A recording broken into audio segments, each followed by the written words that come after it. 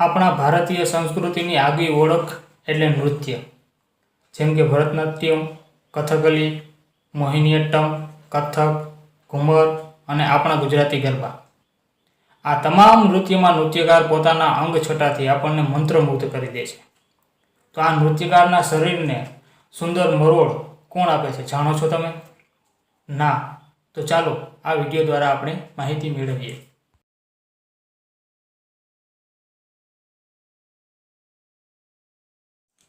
તો આ નૃત્યને સરળ બનાવે છે આપણા શરીરના સાંધા. સાંધા એટલે બે કે તેથી વધુ હાડકાઓનું જોડાવું.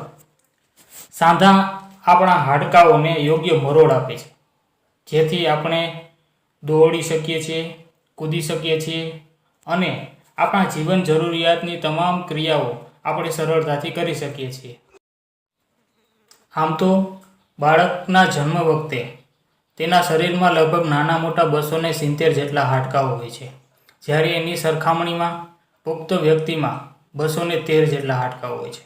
ઉંમર જતાં બાળકની અંદર રહેલા નાના નાના હાડકાઓ એકદમ જોડાવા લાગે છે અને એની સંખ્યા 270માંથી 213 થઈ જાય છે. આ તમામ હાડકાઓ મુખ્ય બે પ્રકારે જોડાયેલા હોય છે. પહેલું છે ચલિત સાંધા અને બીજું છે અચલિત સાંધા. હવે ચલિત સાંધા જે હલનચલન કરી શકે તેવા સાંધા એ ચલિત સાંધા છે, જ્યારે અચલિત સાંધા એટલે કે જે સાંધા બિલકુલ હલનચલન કરી શકતા નથી, જેમ કે આપણી ખોપડીમાં રહેલા હાડકાઓ.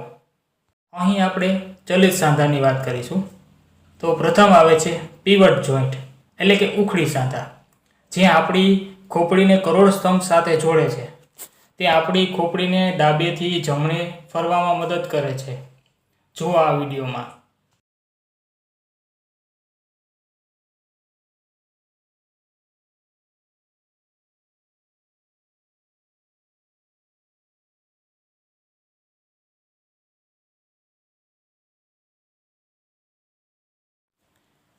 હવે બોલ એન્ડ સોકેટ જોઈન્ટ એટલે ખલ દસ્ત સાંધો, જેમાં એક હાડકાનો દડા જેવો ભાગ બીજા હાડકામાં ગોઠવાયેલો હોય છે.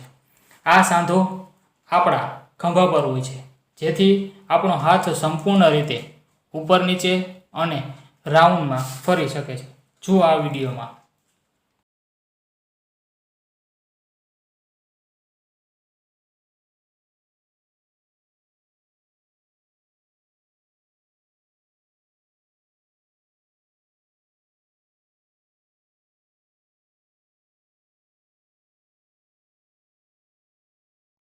ત્યારબાદ આવે છે હિન્જ જોઈન્ટ, જેને આપણે મિજાગરા સાંધા તરીકે ઓળખીએ છીએ.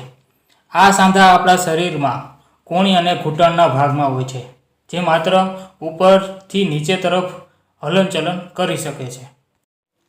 આગળ જોઈએ સેડલ જોઈન્ટ એટલે કે પલાણ સાંધો, જે આપણા આંગળાના મૂળમાં હોય છે.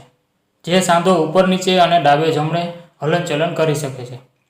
ચિત્રમાં બતાવ્યા મુજબ આપણા હાડકાઓ પણ આ રીતે ગોઠવાયેલા હોય છે, જે એક હાડકા પર અન્ય બીજું હાડકું જાણે બેઠું હોય એવું લાગે, જેથી આ સાંધાને પલાણ સાંધો કહેવામાં આવે છે.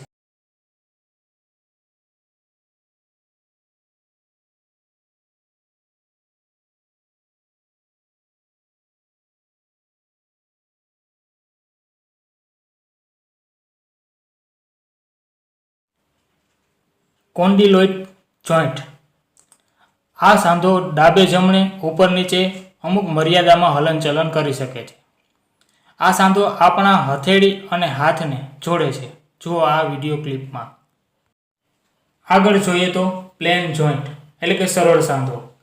આ સાંધો આપણા કરોડ સ્તંભ અને ઘૂંટીમાં હોય છે, જે સ્વતંત્ર રીતે ચારે બાજુ સરકી શકે છે. આ વિડીયોના માધ્યમથી આપને શરીરના સાંધાઓ વિશે ચોક્કસ માહિતી મળી હશે.